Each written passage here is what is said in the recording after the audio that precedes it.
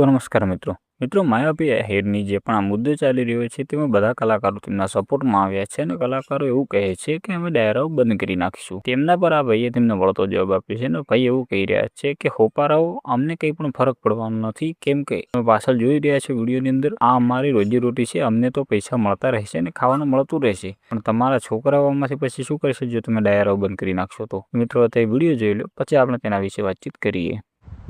કે પેલા ડાયરા કરવા વાળા કલાકારો એમ કહે છે કે અમે ડાયરા કરવાનું બંધ કરી દેવું।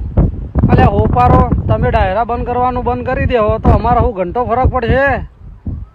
તમારા કારણે જો અમારું ઘર ચાલે। અમે તો જુઓ ખેતીવાડી કરીએ છીએ, આમાં તમારા છોકરા ભૂસે મરશે, અમને એનાથી કોઈ ફરક પડવાનો નથી। સાલાઓ તમારા બાપે તો તમને કંટ્રોલના ઘઉં ચોખા ખાઈને તો મોટા કર્યા, નીકળી પડ્યા હો ટેક્સની વાતો કરવા।